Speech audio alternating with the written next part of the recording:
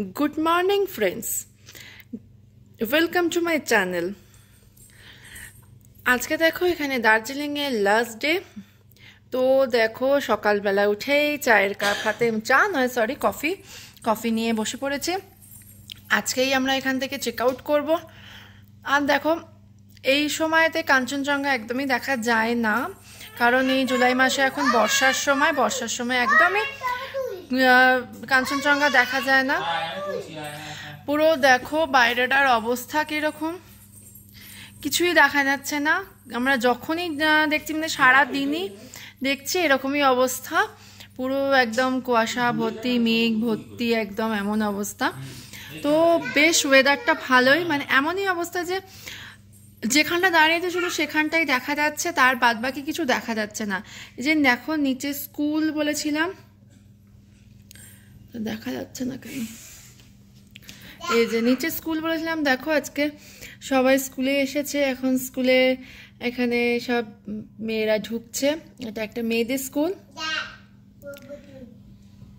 তো hi friends, good morning. এখন দার্জিলিংয়ের আজকে আমাদের লাস্ট ডে। তো দেখো এখানে এখনো অবধি পুরো কুয়াশা, একদম মেঘ রয়েছে, মানে কিছুই বাইরেটা দেখা যাচ্ছে না, দেখতেই পাচ্ছ পুরোটা এরকমই অবস্থা। তো আজকেই আমাদের এখানে লাস্ট ডে, আজকে আমরা চেক আউট করবো। তো একটু আগে কফি টফি সব খাওয়া হয়ে গেছে। তো তারপরেতে এখন আজকে আর ব্রেকফাস্ট করবো না, কারণ ব্রেকফাস্ট করতে গেলে আর লাঞ্চ করা যাবে না, সেজন্য একেবারে লাঞ্চ করে নেব। একটুখানি হালকা কিছু ব্রেকফাস্ট করে নিয়েছি ঘরেতেই। তো তারপরে বাইরে যাব, গিয়ে একবারে লাঞ্চ করে নিয়ে তারপরে আমরা নামবো নিচে এনজিপির জন্য। তো গাড়ি ফাড়ি সমস্ত কিছু বলাও হয়ে গেছে, সমস্ত কিছু বুক হয়ে গেছে। তো এবার আস্তে আস্তে নামবো। তো খারাপ লাগছে মনটা খুবই, আর অনেক দিন ধরে আসবো ভাবছিলাম, দিয়ে আলটিমেটলি আসা হলো, ঘোরা হলো।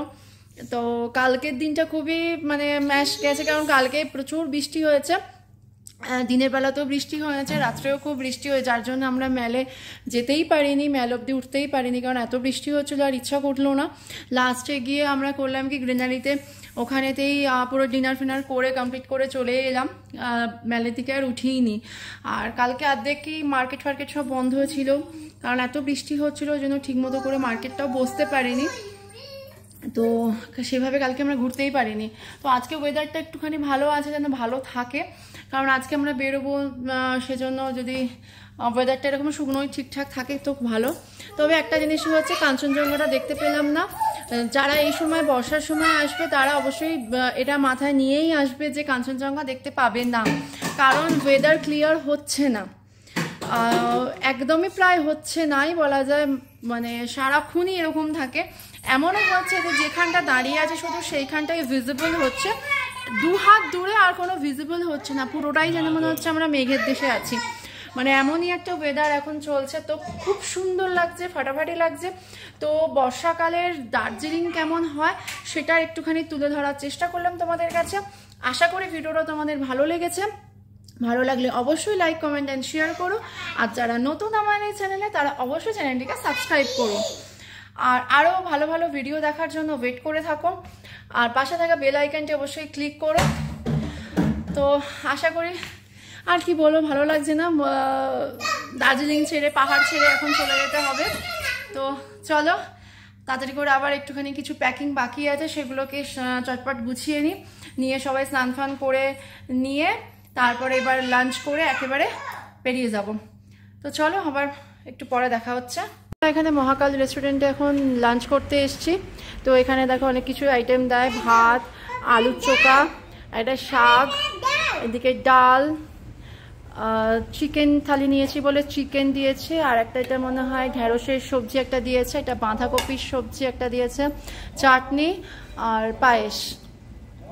তো অনেক কিছু দেয়, আর পাঁপড়ও দেয়, পাঁপড়টা এখন আমরা নিইনি। তো এইগুলো হচ্ছে ব্যাপার। তো চলো লাঞ্চটা তাড়াতাড়ি করে নিই তারপর আবার দেখা হচ্ছে। তো বাই বাই দার্জিলিং।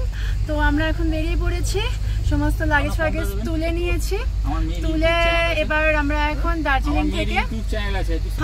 দার্জিলিং থেকে নামছি এনজিপির উদ্দেশ্যে।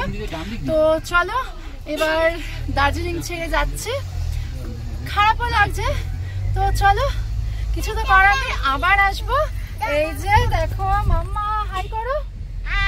হ্যাঁ বলো বাই বাই দার্জিলিং। তো চলো বাড়িতে ফিরতেই হবে, কিছু করার নেই। তো এই মন খারাপ নিয়ে পাহাড় ছেড়ে আমরা এখন আবার সমতলে যাচ্ছি। তো চলো।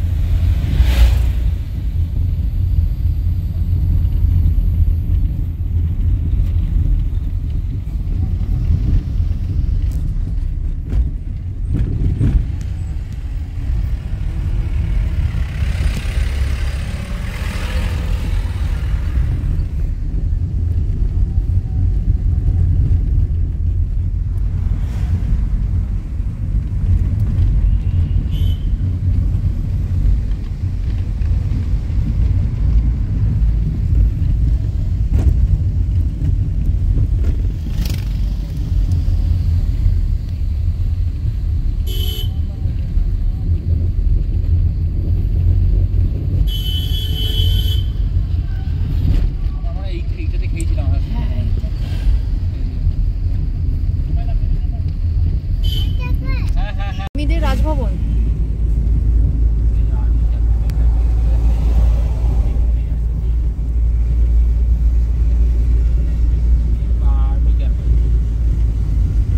গাছের জন্য ঠিকঠাক আসছে না।